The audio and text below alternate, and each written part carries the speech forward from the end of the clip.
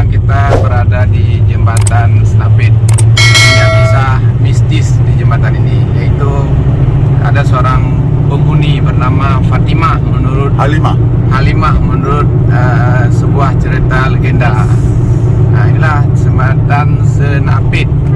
Diyakini ada penghuni Halimah. Jadi orang sering merinding ketika melewati jembatan ini karena kisah-kisah mistis itu begitu melegenda. Itu mobil. Ini mobil terbalik. Nah, mungkin ini juga ya. Mungkin pengaruh si Halimah ya. Pengaruh si Halimah terlalu terpesona dengan Halimah sehingga nggak tahu lagi beda jalan yang lurus atau jalan yang berbelok.